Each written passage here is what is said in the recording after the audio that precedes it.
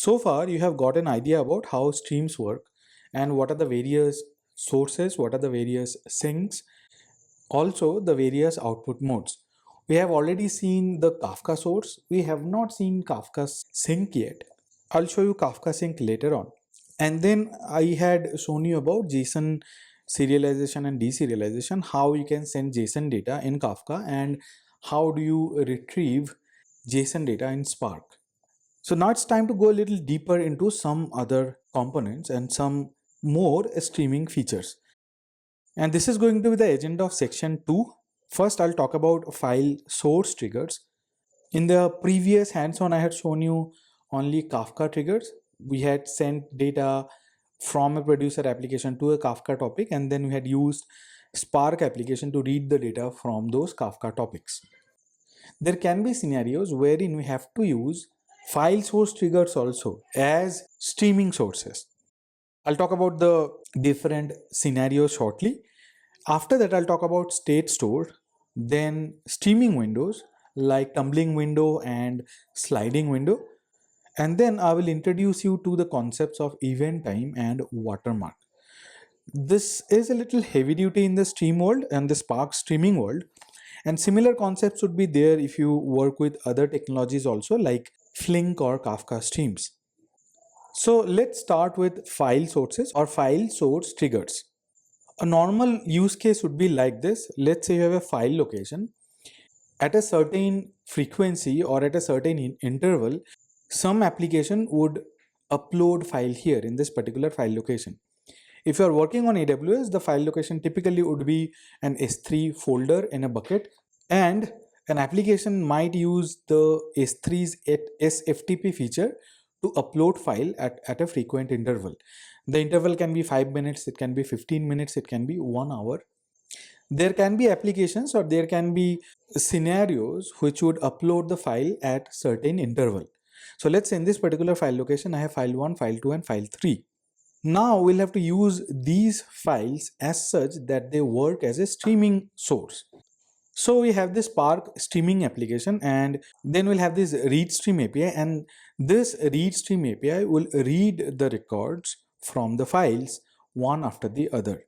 And then we'll have some transformation, and finally we'll have write stream which will generate the output as and when the files are read.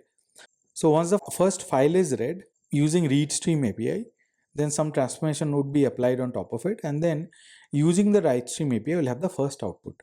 Then the same application will read file number 2 using read stream API followed by some transformation, and then write stream API, then the output 2 would be emitted.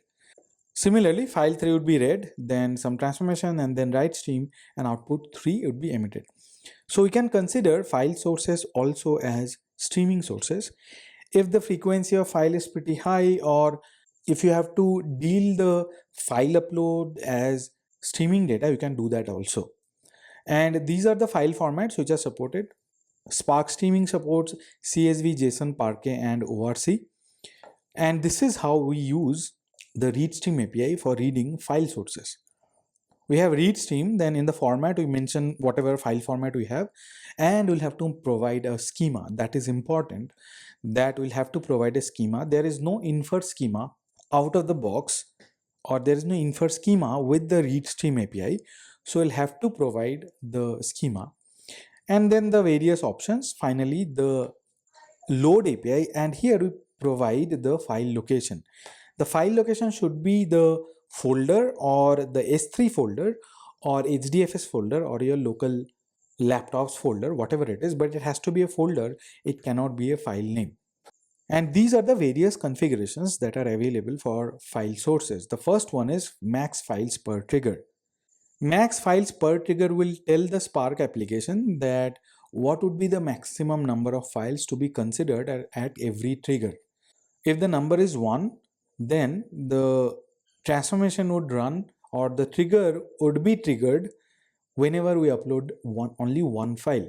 If the max files per trigger is 2, then the Spark application would execute whenever the number of files that you upload is 2, and so on. And this is the most important configuration that we'll have to use. Then we have max bytes per trigger, which is maximum total size of files to be considered at every trigger. It is an approximate bytes, and I have not seen this configuration getting used a lot. In most of the cases, it is max files per trigger, because if you use max bytes per trigger, you have to know what would be the approximate size of individual files. And if the size of a particular file is way higher than the other, then there might be some challenges. So that's why max files per trigger is the most important configuration that we use. Then the third configuration is the latest first, in which case the latest file would be processed first, and then max file age, which is if there are files older than this particular number, those files would be ignored in the processing. And this is typically used to expire a particular file. If the file upload or the file creation date is older than this particular number of days from the current day, then those files would be ignored in the trigger.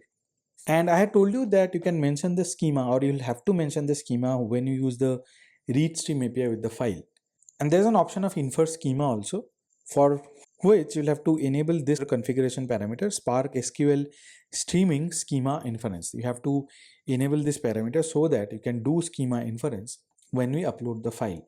But it's a good practice to provide the schema along with, because in that case, there won't be too much of errors. Now let's do some hands-on using file sources. Okay, this is the new code that I have created, Spark file stream source.py, and I have copied the entire code from the previous one. This is where I'm flattening it, not flattening, I'm selecting the columns, and then I have Spark functions and doing some aggregation. The output mode is complete, and then start and await termination. One thing that is pending is creating the data frame df1, and the reason I have kept it because this is the only change that will do.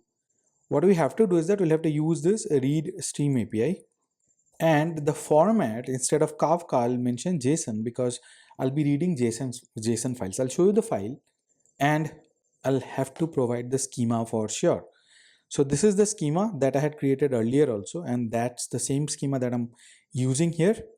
And then load, and in load I'll mention the folder, but before load we'll have to use the option method to provide the configuration value, which is max files per trigger. And let's start with 1. I'll change it to 2 later on. So what am I saying? I'm telling Spark that everything remains the same. The only thing that changes is this read stream API, or the data frame 1, which will read from a file or a folder rather, not from Kafka. I have not provided the folder yet. Instead of reading from Kafka, it will read from JSON and along with the schema. So the schema is already created, and I'm mentioning an option wherein the key is max files per trigger and the value is 1. I'm saying Spark, or I'm telling Spark that whenever you see a new file in this particular folder, start the application or run the application, and then wait for the next file to be uploaded. And for this particular hands-on, I have created multiple files starting from stock market data underscore aa.json to ae.json. So these are the 5 files that I have created. And this is the folder stock market data folder. And in the load API, I will have to mention this particular folder name. So in the load API, I have mentioned the folder, which is stock market data folder, which is in the same location where the code is. So this is the code, Spark file stream source, and this is where the folder is. Now the folder is empty, but before moving the file in the folder, let me start this application. Hopefully there's no error. Okay, looks like there is some error. Okay, I have not started the Spark application. Let me go ahead and do that. Let's start history server first, then the master, and then the workers. Okay, so let's start this application all over again, and now it is waiting for the file to be arrived. And what will I do is I will just make sure that you can see the output whenever I put a file inside of the folder. So this is the PyCharm application, and this is the folder, right? So currently the folder is empty, currently the folder is empty, and whenever I move a file in that folder from, let's say, here to here, then this Spark application will run a batch. And I'll be using command line to do that, because if I move using the mouse, then you'll not be able to see here. Okay. All right. So let's move this file. The first one would be data, maybe AA. Anything is fine. To stock market data folder. So let me move this file, and the moment I move this file, you'll see that this application will be running, and you'll see a file inside of this folder. So look at here and then look at the application. The file has been moved, and now this application should get triggered. As you can see, batch 0 got executed because the file has been moved here. It took some time because there are certain aggregations and there are certain number of records in the file. Let's move another file, which would be ae.json. That has been moved, and then you get the other batch. Likewise, let's move the second file ab, and you see whenever there is a file available, the application is getting triggered, or the Spark application is getting triggered. The reason is because in the read stream API here, this is the read stream API, we had mentioned max file trigger to be 1. Now what if the folder is already having files? What would happen in that case? So let me stop this program and start it all over again. So let's say we have already 3 files available here, and I have mentioned that max files per trigger should be 1. So the moment I start this application, because there are 3 files already available in the folder, 3 batches would run, because each file would trigger 1 Spark streaming batch or micro batch. It would take some time. So micro batch number 0, micro batch number 1, and micro batch number 2 has been completed because these 3 files were already there. Now if I move, let's say, the third or fourth file, then we'll have one more batch getting executed here. Okay, so now let's change it a little bit. Let's see how Spark application would behave when I mention the max files per trigger to be 2. And for that, I'll have to move these files out of the folder again, and then I'll move it again. Okay, so now let's move 2 files. I'll start with one and then the second one. So the application has been started. There's no batch as such. Now let's move the first file. Let's see whether any batch gets triggered or not. So you see this batch got triggered. And now let me move all the files actually. And you see that instead of 5 batches or 5 micro batches, we have only 3 micro batches. Micro batch number 0, micro batch number 1, and micro batch number 2.